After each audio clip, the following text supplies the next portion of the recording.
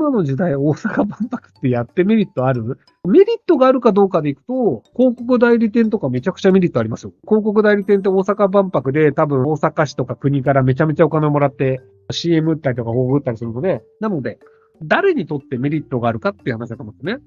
日本国民は基本的には大阪万博のための税金を払う側なので、メリットあんまりないと思うんですけど、ただその土建屋さんとか、そこら辺の建造物を作る人たちとかっていうのは仕事が増えるからいいよねっていう状態で、二次受けの人たちは儲かると思います。ただ、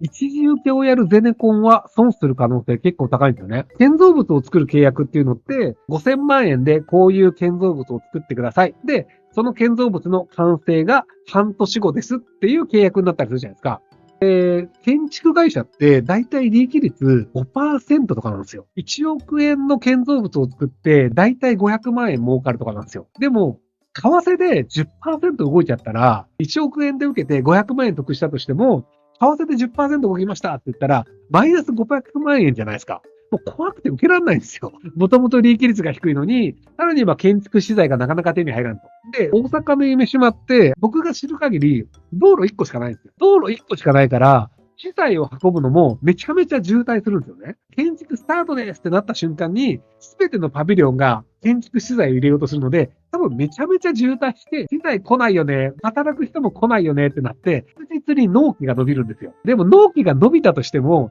もともとこれ1億円とか5000万円で作るって契約したんだから、いくら納期が伸びたとしても、それはあなたのリスクですよってなっちゃうんですよ。でも、資材が入る道が少ないとかで、人が働けないともいけないとなると、それは納期伸びるじゃないですか。で、さらなる資材の為替リスクもありますとなると、もう怖いから、そんなの受けられないよってなっちゃうんですよ。2時3時で働く人は日給で受けるから、納期伸びてくれた方が全然儲かるよねってなるし、働く人も少ないから、じゃあ俺1万円じゃなくて、1万5千円だったらやるけど、1万円だったらこの仕事やんねえよっていうので、労働者の給料も上がっちゃう可能性があるんですよね。っていうのを考えると、いや、一時受けるとこないっしょっていうのと、そもそも論、パビリオン建てたいって言ってる国がないっていうのでいくと、やっぱ失敗の確率高いんじゃないかなと思うんですよね。なので、やりたいならやればいいと思うけど、失敗すると思いますよっていう。オリンピックも3兆円なくなったみたいですけど、失敗するというのが分かって、突き進むというのを止めるというのも、ある種勇気と覚悟なんじゃないかなと思いますけどね。ハックで万博の責任者が予算も資産を全く知らず執行することは政治家で許されないことではないかという怒りを感じた。国民は将来の経済発展をさらに何も根拠もなく多額の決をつぎ込むのであれ、下げてしかない。本物の政治家であれば損切りを謝罪することも正義ではないのか、それができないならこれまでの期待を全て裏切るどころかもう割れたと思った。だからひろきさんがあれほど真顔で真剣にことなんですか。いやー、だから僕ね、維新はまだ切れると思ってるんですよ。万博これ無理だから諦めますっていうのが、まだ可能なぐらいの柔軟性のある組織なんじゃないかなという期待をしていて、自民党が作った既得権益を壊しますは別に立憲民主党でもできるんですよ。でも自分自身が作った利権構造で失敗だったものを壊すってすごい覚悟がいるんですよ。利権構造って別に悪でもなくて、その当時は正しかったものがずっと続いていて、例えばじゃあフランスから日本にチーズを輸入します。で、その時に関税がかかります。その関税ってどこに行くか皆さん知ってます？別に日本人の使う日本政府の予算になるわけではなくて、謎の利権団体に落ちて、謎の利権団体がなぜか牛乳業界に勝手にお金配ってるんですよ。なので、僕がじゃあフランスで500円で買えるバターを日本に持ってくと、税金払うと3000円ぐらいになって、2000円ぐらい税金取られるんですけど、関税ってどこに行くかっていうと、謎の利権団体が使ってるだけなんですよ。でもそれっておかしいよねっていうふうに、でも日本のその酪農を守らなければいけないよね。だから安い酪農から作られるチーズバターというのに関税をかけるべきだよねという元々の哲学自体は僕も確かにそうだよねと思うんですけど、でもその後入っていくお金を俺ら自由に使ってるよねっていうのが既得権益だよねって話で、自分たちで作って正しいと思ったものが壊せるかどうかって結構難しいんですよ。ちょっと前には日本保守党の百田さんの話をしたと思うんですけど、あ、これ俺らの判断間違えてた。ごめんごめんって言って直せるか、一回決めたものはもう決めたから間違ってると薄々気づいても東京オリンピックはやっちゃいますっていう話なのかっていうのって、日本は間違ってると気づいてても、日本陸軍が突き進みます、東京オリンピックがやっちゃいますっていう国なんですけど、それが既得権益を維持し続けるので、なので、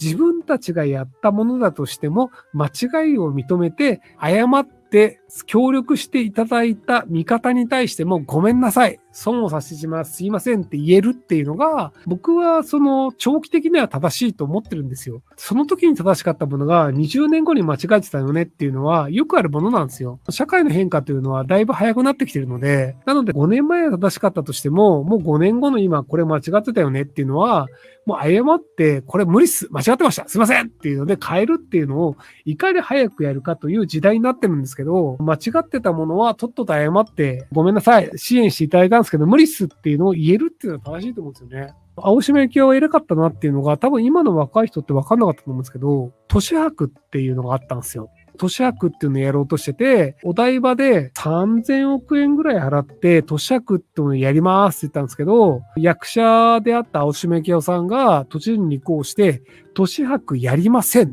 ていうのを公約で言ったんですよ。で、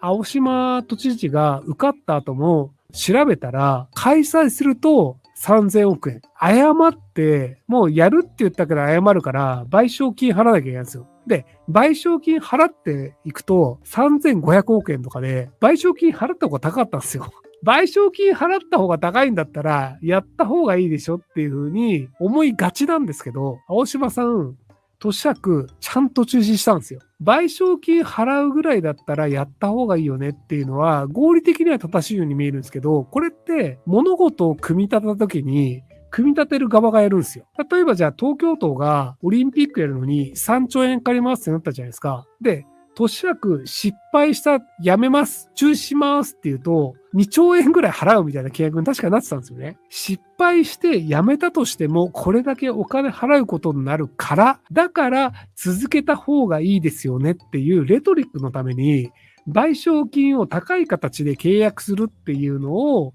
契約する側がやっちゃうんですよ。そうすると、いや、これ間違ってるよねってなっても、突き進むというエネルギーが強くなっちゃうんですよね。なので、突き進んだ方が正しいよね、合理的にはなるよねと言ったとしても、間違ったものは間違ってる、認めるっていうのをやらないと、じゃあ、例えばじゃあ、新しくもう一回じゃあ、富山万博みたいにやりますって決まったとしますと、富山に万博呼んでうまくいくわけないじゃんと。みんな思うじゃないですか。でも、富山万博やりますって国が言った瞬間に、中止したら、違約金これだけ払いますって契約をバーンって作っちゃうんですよ。そうすると、中止したら2兆円払います。でも、都市博を随行したら失敗は3000億円で済みます。3000億円失敗するか、2兆円払うか、どちらがいいですかっていう契約をさせちゃうんですよ。これ毎回やるんですよ。そうすると、やった方がいいよねってなると、どんどんお金が減るんですよ。賠償金払うという契約は良くないよね。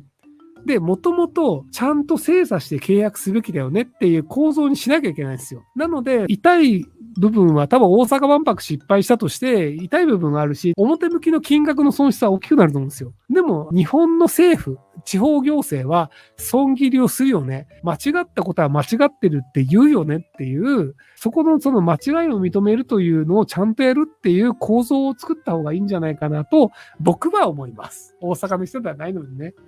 でも、大阪の人たちはこれもやっちゃうと思うんですよね。いや、これ大阪の人たちはっていうか、結局これって日本の構造なんですよ。もうだって、俺たちやるって言っちゃったんだからやらざるを得ないでしょっていうのが大阪の人たちの言い分で、でもこれって日本政府の自民党と公明党も一緒で、俺たちやるって言ってるからやらなきゃいけないよねっていうので、ずっと既得権益が生き残り続けるって話なんですよね。万博の35億円リングがこのまま工事して出来上がっちゃうと、他のパビリオンの工事に支障が出るらしいですね。結局道路が2本、2車線4車線とかしかないので、ガチで工事しようとすると工事車両の問題とか、工事車両全部通れないよねみたいな話があるらしいんですけど、あれ多分解決してないんじゃないですかね。大阪万博やるって言っちゃった手前、なんとかやらなきゃいけないよねみたいなので、多分大阪維新の人たちって頑張ってると思うんですけど、石川とか能登の地震があったからもうちょっと延期しますよっていうので、一回うやむにゃにした方が責任取らなくていいからいいんじゃないかなと思いますけどね。万博を延期するかどうかと能登の復興は無関係であるって言ってる人がいるようなんですが、僕が聞いた話によると、万博の工事の影響は能登の復復興にはかなり影響するって話で、その理由というのが、能登の場合って水道管とか全部ぶっ壊れちゃってるんですよ。で、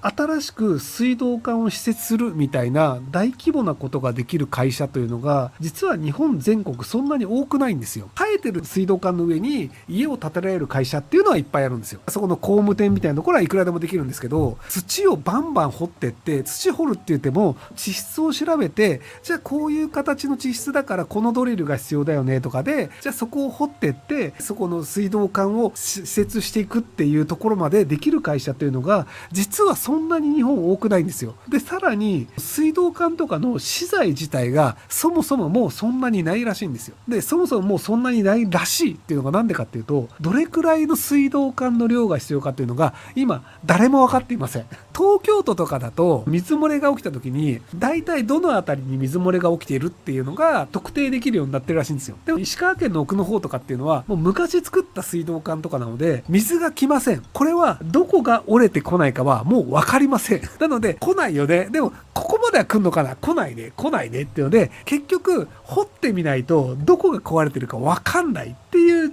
昔ながらの水道管らしいんですよ。東京の方とかだとセンサーとかあったりとか、管自体が集合で水道管とかガス管とか電気とかいろいろ通ってるのがあるから、どっかぶっかれてもすぐ降りてってみたりって感じでいいんですけど、集合の管ではなくて本当に水道管だけが土の中にブワーって入ってるらしいんですよ。そうするとマジどこ折れてるからよくわかんないよねってなるので、そこまでのでもうバンバン掘って下ろして、でここ折れてるよね、じゃあ全部水道管突き投げ直しだよねみたいな、かなり大規模なことをやらなければいけないので、そこまでできる会社とそもそもそこまで多くの水道管の資材があるのかっていうとわからないっていう状態なので、万博の方の会社とかになんか一応お願いはしたらしいんですけど、断られたっていう。工事のリソースって限られてるじゃないですか。会社としては別にもう万博の受注をしちゃった以上万博やるしかないよねと。なので余力でできるんだったらやりたいけど、もうそんな余力がありませんと。なのでやりたいんですけど受けられませんみたいな話もあるっていうのも聞いたので、明らかにその割と万博のせいで復興が遅れてるっていうのは起きているということらしいので、はい、